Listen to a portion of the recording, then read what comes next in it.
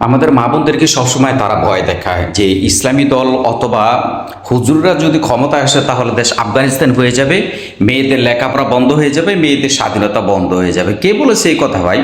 এটা সম্পূর্ণ মিথ্যে কথা। কারণ ইসলাম নারীদেরকে যে স্বাধীনতা দিয়েছে, যে সম্মান দিয়েছে, যে মর্যাদা দিয়েছে, পৃথিবীর অন্য কোনো ধর্ম, অন্য কোনো দেশ, অন্য কোনো জাতি সেটা দিতে পারে নাই। কারণ এটা যুগে যুগে প্রমাণিত। যদি আপনি দেখেন, আপনার ইসলামী স্টাডি করে ইসলামের ইতিহাস দেখে আল্লাহ রসুল থেকে শুরু করে চার খোলাফার পরের যেই ইসলামী শাসনগুলো ছিল, তাদের সময়তে সবচেয়ে নিরাপত্তা ছিল, সম্মানের এবং সুবিধার জায়গায় ছিল নারীরা।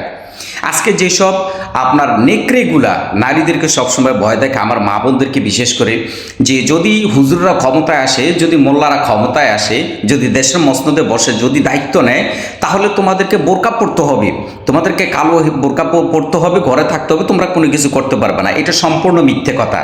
যদি ইসলামের ইতিহাস সঠিকভাবে কেউ দেখে এবং সঠিকভাবে যাচাই করে, তাহলে আল্লাহ রসুল থেকে শুরু করে যতদিন ইসলামী রাষ্ট্রগুলো ক্ষমতায় ছিল, সানাতে হাজরত মাউদ পর্যন্ত প্রায় 1000 রাস্তা ছিল। তখনকার সময় ইয়েমেন, এখন বর্তমান সাথে সংযুক্ত সৌদি আরব। এই সৌদি থেকে শুরু করে ইয়েমেন থেকে, সিরিয়া থেকে শুরু করে এই দেশগুলো ছিল নারীদের জন্য সম্পূর্ণ নিরাপদ স্থল।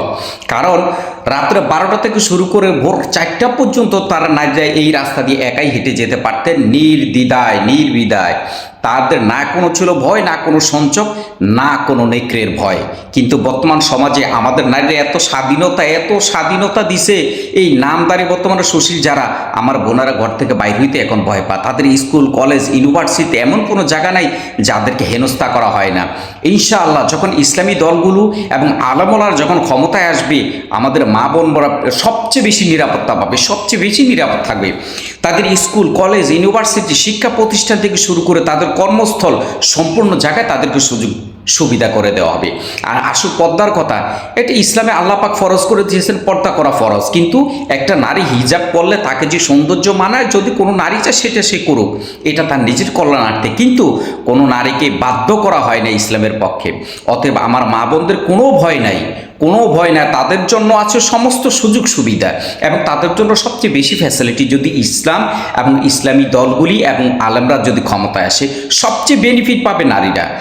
তার শিক্ষা থেকে শুরু করে স্কুল, কলেজ, ইউনিভার্সিটি, প্রত্যেকটা জায়গায় তাদের জন্য থাকবে সম্মান এবং মর্যাদা, যা তারা মাথা উঁচু করে দাঁড়াতে পারবে। চাকরি থেকে শুরু করে প্রত্যেকটা জায়গায় ইসলাম কখনো কোনো নারীকে বঞ্চিত করে না, বরঞ্চ তাকে সব সময় সম্মানিত করে আসছে, যদি আপনারা সঠিকভাবে ইতিহাসটা আপনারা দেখেন।